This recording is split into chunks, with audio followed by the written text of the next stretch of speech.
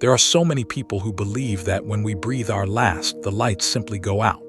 They believe that life does not end here, and for 72 years I was one of them. I didn't believe in heaven, I didn't believe in hell, and I certainly didn't believe in a day of reckoning. To me, those were stories for the weak, crutches for people who couldn't handle the cold, hard reality of the world.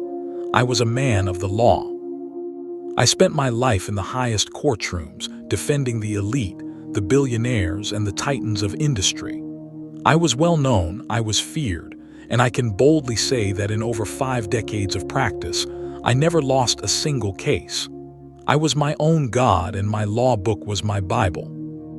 It was a Tuesday evening in a high-end hotel suite.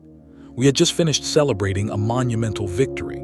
I had secured a settlement for a client that granted him more than $79 billion. The champagne was flowing, the laughter was loud, and I felt invincible. But as I sat on the edge of my bed, finally alone with my success, a sharp, jagged pain hit my chest like a bolt of lightning. It was a pressure I cannot describe, as if the atmosphere itself was crushing my ribs. And then there was only darkness. The next thing I saw was a place that words can never truly explain. I wasn't in a hospital. I wasn't in a morgue. I found myself standing in a courtroom unlike any I had ever seen in my 72 years. There were no mahogany desks, no velvet curtains, and no human spectators. I was standing before a judge that nobody needed to identify for me. Everything in my soul, every fiber of my being, recognized him instantly. I knew him because he created us. The authority emanating from that throne was so absolute that my entire career, my billions, and my reputation evaporated into nothingness. I want you, watching this video right now, to understand something fundamental. There are many things in this universe we do not understand, but our lack of belief does not change the truth of their existence.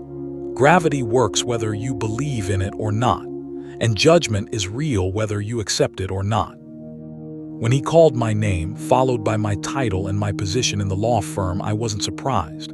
At that moment, my conscience, which I had spent years silencing, suddenly came screaming to life. For the first time in my life, I felt true regret. I felt a fear so deep it shook my very essence. I was ashamed. Without him saying a single word of accusation, I fell to my face. I cried out, "Please forgive me. I didn't know it was true." This is the tragedy. This is what many people say the moment they die. They realize the truth when the clock has already run out. As I lay there, he began to remind me of every opportunity I had rejected. He showed me the times he had called me to be saved, and how I had brushed it off as religious nonsense. I had valued my profession, my status, and my bank account so much that I forgot I would one day have to leave them all behind. He is the best judge to ever exist because he doesn't just look at the evidence, he looks at the heart. A massive screen, larger than the sky, seemed to play the movie of my life before my eyes. I saw the lies I had told for the sake of a higher fee.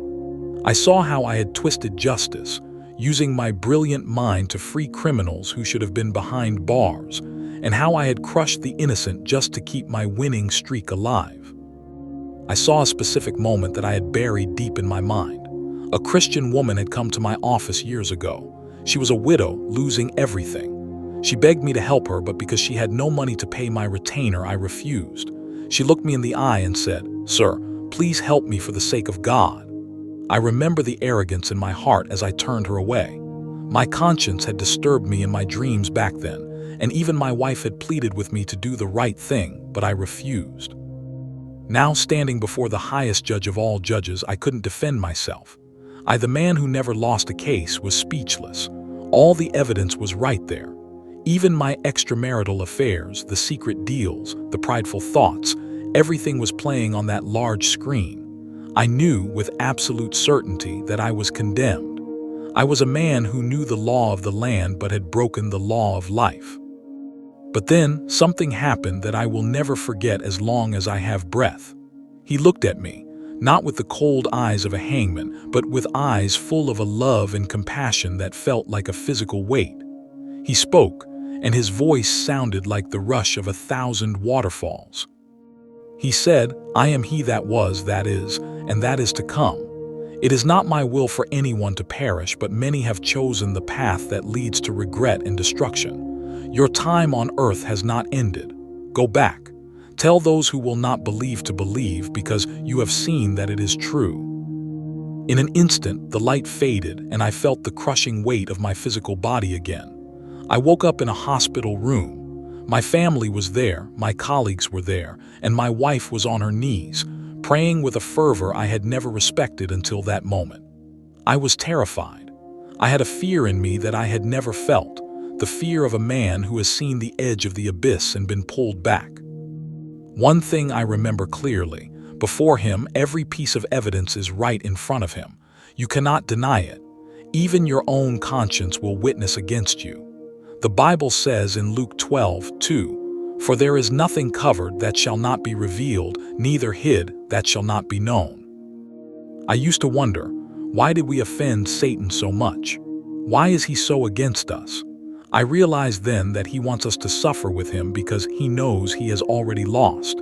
He cannot defend us before the judge, so he tries to make sure we have no defense at all.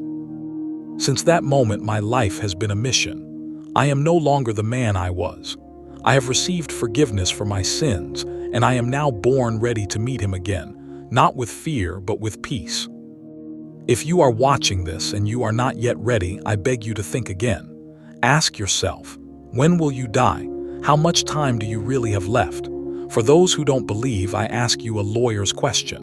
What if you realize it's true when the opportunity to change is no longer there? What will you do then? Take advantage of this moment. Make peace with God. Don't leave this room, don't close this video, until you have spoken to the advocate who can actually win your case. I thank God every day for my wife, for her prayers, and for this second chance to tell you the truth. Do not wait until you are standing in that courtroom to realize that your money, your fame, and your pride cannot save you. There is only one name that carries weight in that place. There is only one way to be acquitted. It's all about Jesus.